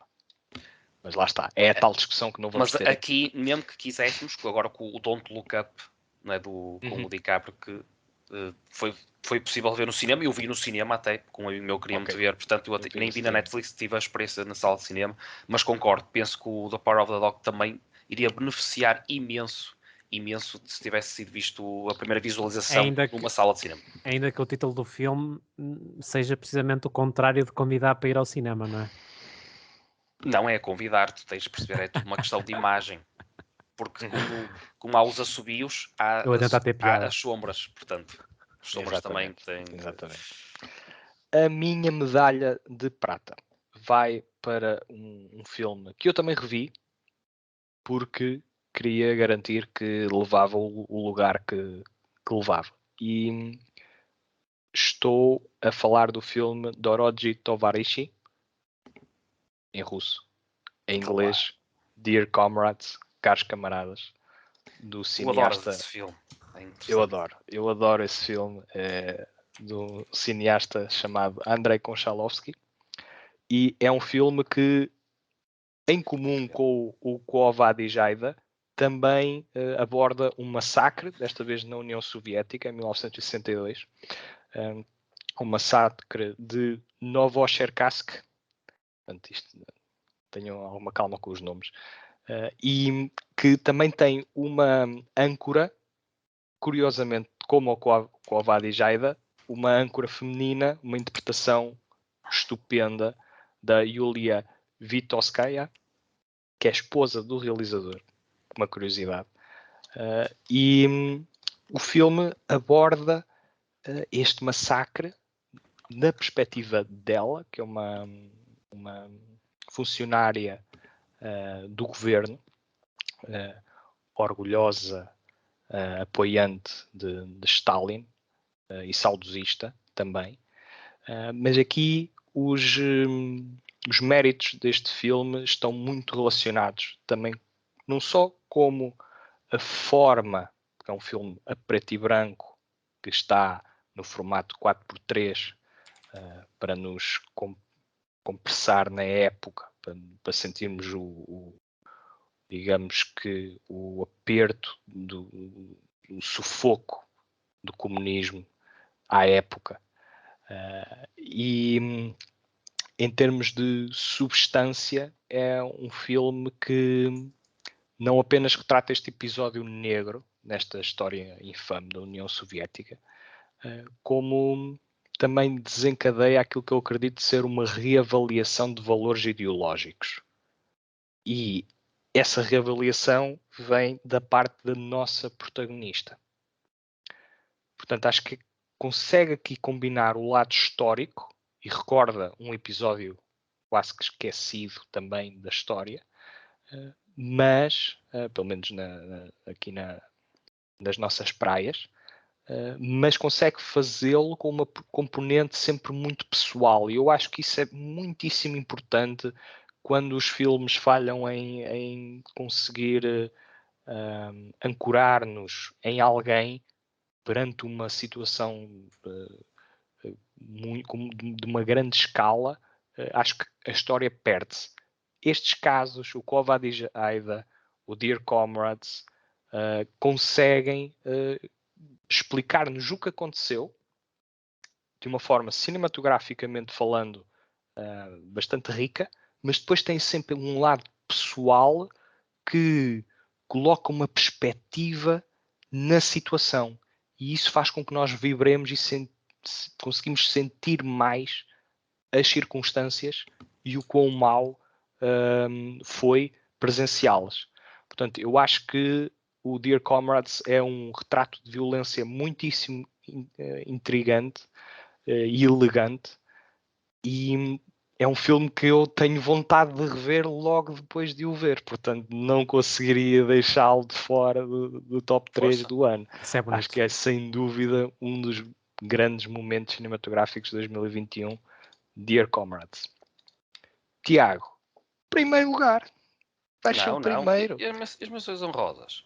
Já? Não dizemos no fim? Diz agora menções honrosas. Eu sugiro, Pode ser. mas menções honrosas agora. Menções honrosas. Seja. Pronto, Fazemos o que vocês querem. Eu estava na dúvida Avante. se ia fazer menções honrosas ou não. No entanto, acho que vou fazer, nomeadamente o Spencer, que na minha opinião é um filme que merece destaque, porque de facto consegui reconhecer bem aquilo que o Bernardo enalteceu. E deixa eu ver se há mais aqui algum que eu queira. Não, é mesmo só o Spencer. Só Spencer. Diogo. Muito bem, pronto. Eu também, antes de iniciarmos esta conversa, tinhas falado de 3, ou pelo menos terias 3 escolhas, e eu também pensei aqui em 3. Pronto, uma delas, não vou no cenário original, portanto o Spencer também, sem dúvida. É um filme que poderia estar perfeitamente no top 10, pelas razões também enaltecidas. Acho que é uma obra belíssima, belíssima. O Pablo Larraín também com o...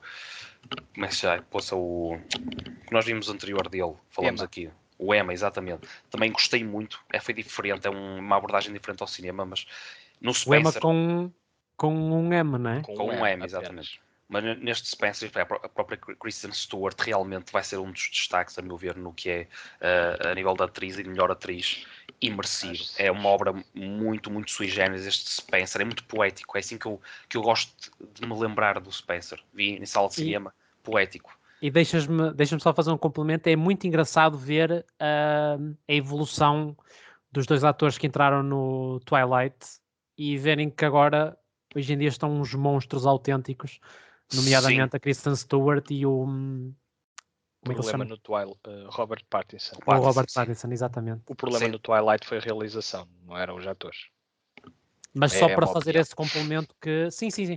Fazer o complemento que atualmente são, porventura, dos atores mais, portanto, com maior margem de progressão. Sim, e bem. Pronto, o Spencer é a minha primeira menção honrosa, a minha segunda menção honrosa vai também aqui, alguns créditos para o Bernardo, foi ele que me puxou para este filme, este documentário Ética, que realmente espelha muito bem, está muito bem feito, toda aquela crise, aquela situação que aconteceu em 72, se não me engano, 71, 72, o Ética... Ou é 71, é 72, nos anos 70, exatamente, da prisão de Ética, pronto, em que vitimou 39 pessoas, 10 delas eram hostages, portanto... Estava a ver refugiados, eles estão... Não é prisioneiros, prisioneiros eram eles... reféns, exatamente, portanto, às vezes aqui o inglês... foi realmente foi um ponto muito baixo na presidência do Nixon, mais uma, não é? Depois com a própria questão do Rockefeller também estar ali envolvido. Portanto, aí está, o Ética consegue também ir buscar esta componente política e traçar uma imagem da altura, de retratar um quadro bastante completo, portanto, não só, utilizando sempre footage da altura, portanto, arquivo original, e organizando toda essa informação, não só do ponto de vista do que se passava fora da prisão, mas também muito dentro do que se passava dentro, mas também muito do que se passava fora, e tudo isso realmente ficamos com o retrato completo, ficamos realmente a conhecer, é um acrescento ao nosso conhecimento, extremamente bem realizado, Ética, e por fim, o Summer of Soul, que também está disponível na Disney Plus, esse também não é de ignorar, é um documentário sobre, digamos, uma espécie de Woodstock negro que aconteceu também, este também já nos anos 70, em Nova York, que basicamente retrata muito bem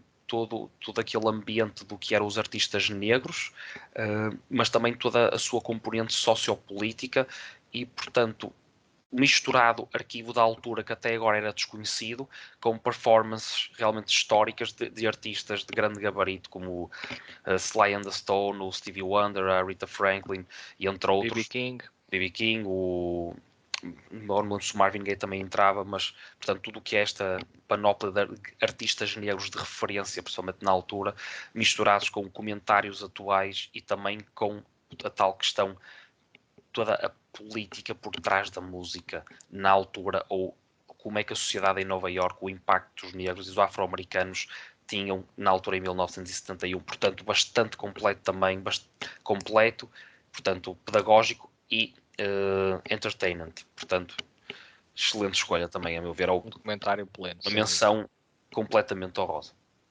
Muito bem.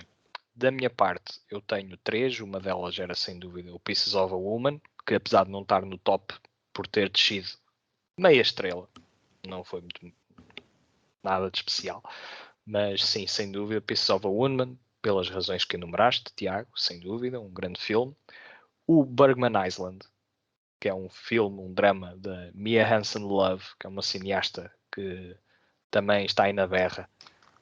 É muitíssimo bem executado, original, sobre um casal de cineastas que vão para a ilha de Bergman, portanto, onde o local existe mesmo, é um local que tem uma espécie de um museu dedicado ao cineasta sueco Ingmar Bergman, e não só, é onde está sepultado, se não me engano, e tem toda uma componente turística em torno daquilo que eram os seus filmes, onde ele gravou determinados filmes, portanto tem essa componente histórica para quem se interessa pelo cineasta sueco, porventura o maior e melhor cineasta sueco de sempre.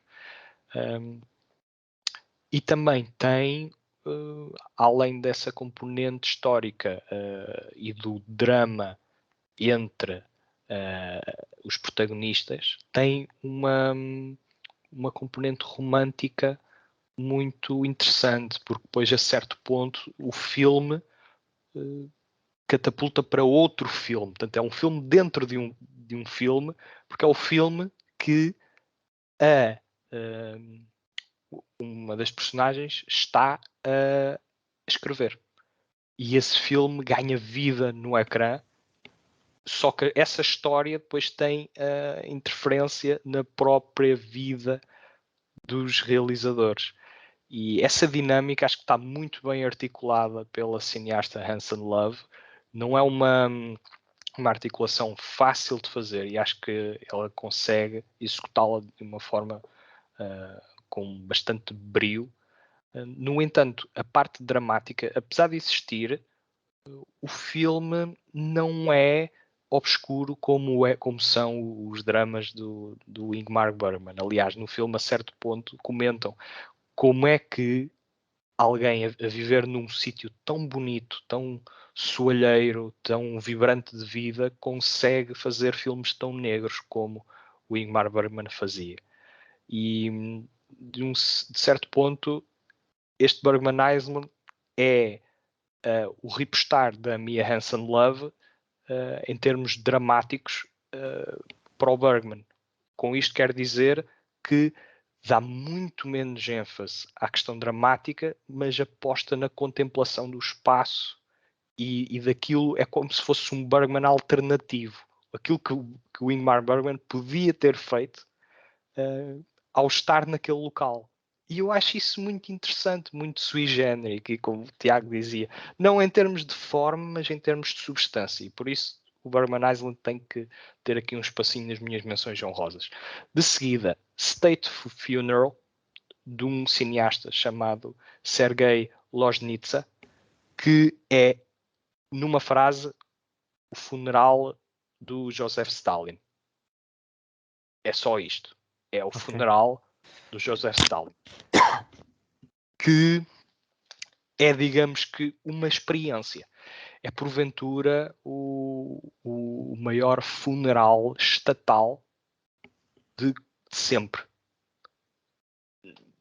Eu penso que consegui ver um bocadinho disso na televisão. Diversos dirigentes de outros países vão ao funeral e são milhares de pessoas que... E a própria comunicação social, os jornais, penso que tinham só títulos do género: o que é que vai ser agora de nós que o Stalin morreu? Como é que... É como se fosse tipo a queda de tudo, não é? De um império. É como se um bocadinho um do deus coração... morreu. Exato, era um deus na Terra que morreu. Exatamente. E a forma como toda a comunicação é em torno disso, é em torno de querermos, de fazer com que o povo sinta um tremendo orgulho em ter estado vivo na mesma altura que ele, e incutir orgulho para que o projeto comunista se faça através do trabalho das pessoas para honrar Joseph Stalin. E o que é que tem de fascinante? Isto é um caso muito curioso, porque na teoria isto são 2 horas do mesmo, mais do mesmo. Mas há aqui uma grande diferença, que é, uma coisa é nós sabermos que Joseph Stalin foi um assassino e matou milhões de pessoas, milhões, pelo menos milhares de pessoas matou, e consegue ter este impacto, de colocar um país em luto completo, apesar do que ele fez. E com lágrimas que eu acredito serem genuínas. Portanto, há aqui ele era uma figura de culto incontestável. E é um estudo muito interessante dessa parte, mas também no facto de uma coisa é nós sabermos, porque ouvimos dizer, ou porque lemos, que aconteceu como aconteceu. Outra coisa é vermos com imagens de arquivo originais, melhoradas certamente, algumas com cor, outras a preto e branco, e vermos a dimensão do que se passou. E aquilo que o cinema nos permite é isto, é termos uma noção visual daquilo que sabemos a priori. E ainda assim ficarmos admirados com isso. Apesar de já sabermos, porque saber é diferente de ver. E aquilo que o State Funeral consegue é incutir-nos visualmente a dimensão do acontecimento. E eu acho que isso é uma das ideias primordiais do cinema e por isso é que eu não podia deixar aqui de destacar. Sim. State Funeral não é entretenimento de todo.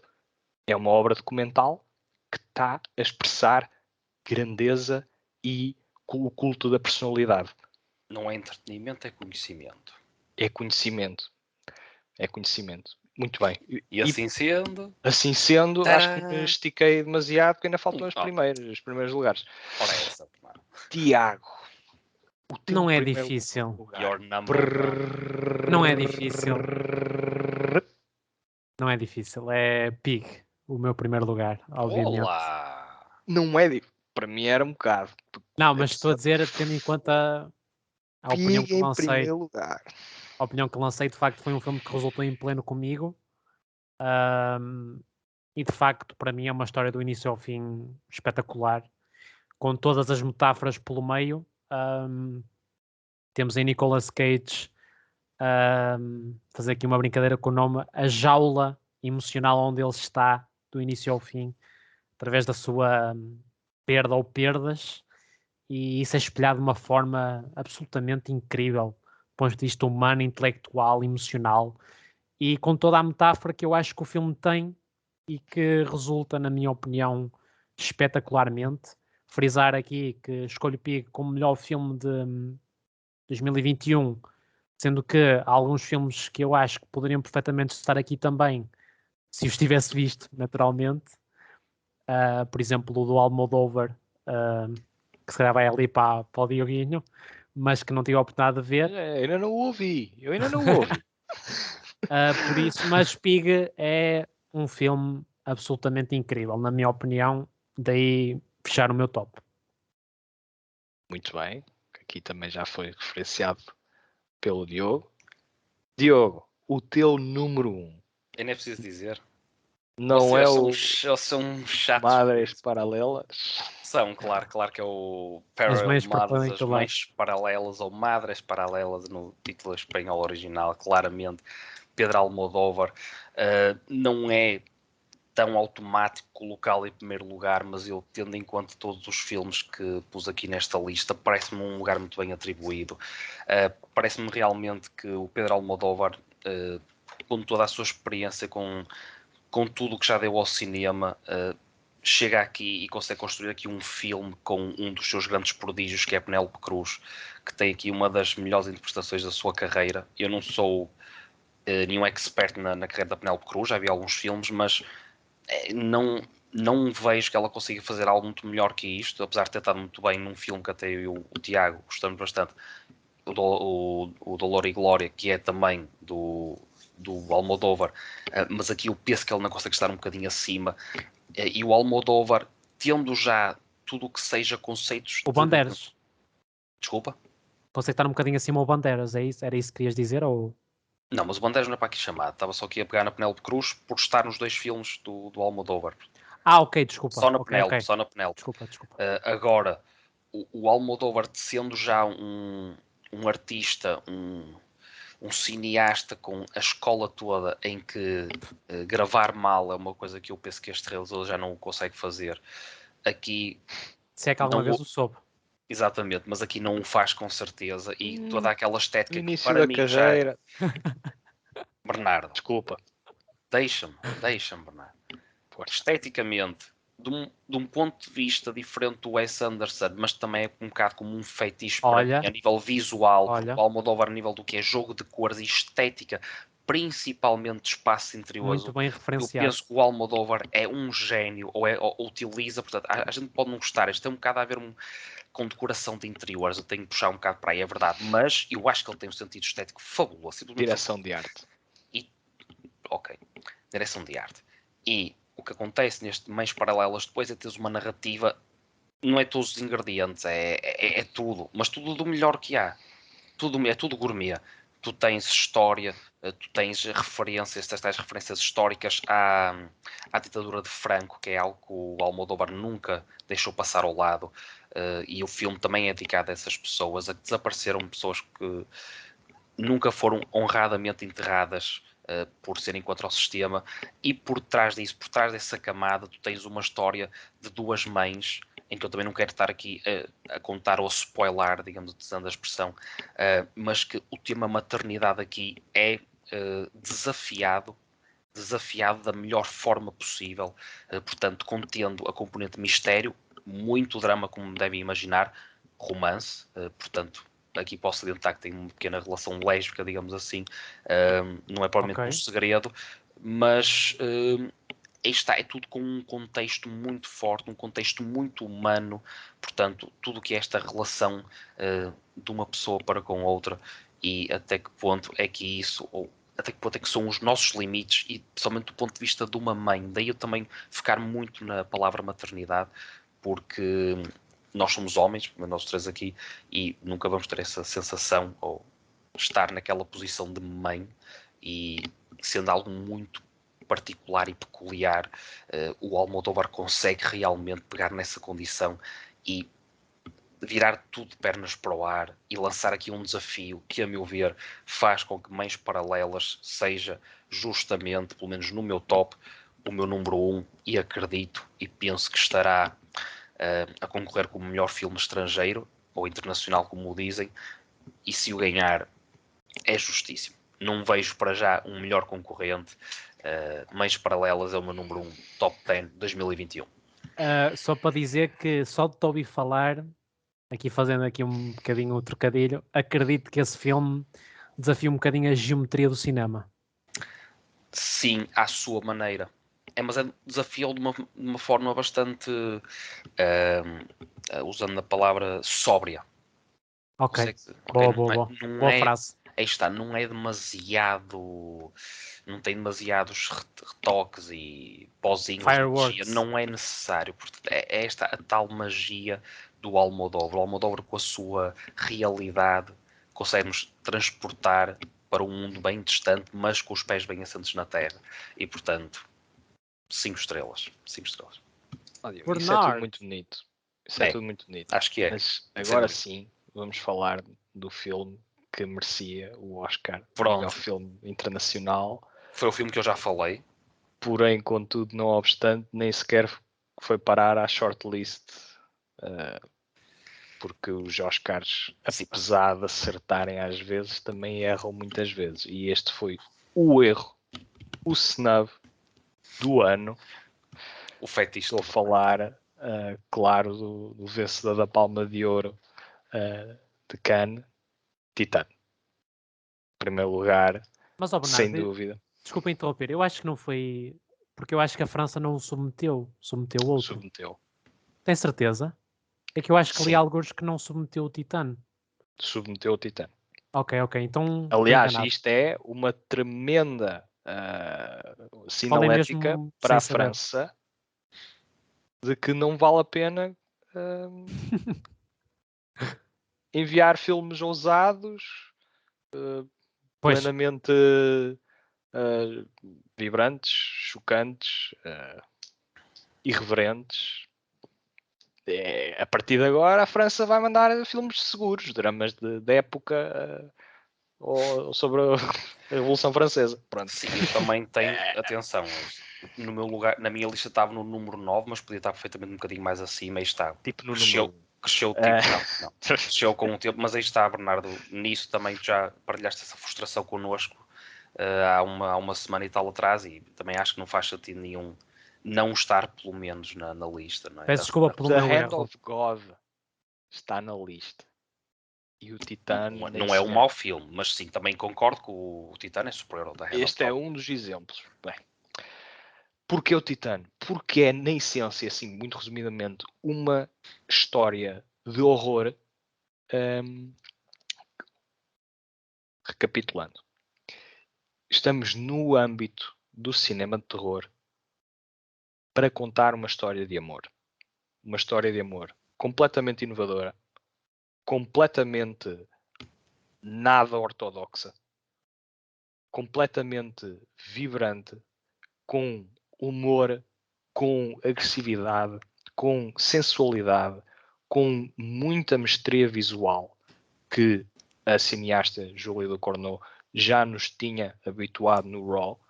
No Titã retoma essa mestria. Um drama com toques de ficção científica, mas sempre provocador, com muitas convulsões sobre mecanofilia, sobre identidade de género, mas na sua essência é sempre trauma, mas na sua essência é sempre cinema visceral, cinema que nos faz sentir e que nos faz sentir por dentro e por fora. E eu acho que isto é o grande triunfo de Titã, é o facto de nos provocar reações físicas que estão mais ligadas ao cinema de género, mas depois também consegue mover-nos interiormente, que está ligado mais ao cinema dramático.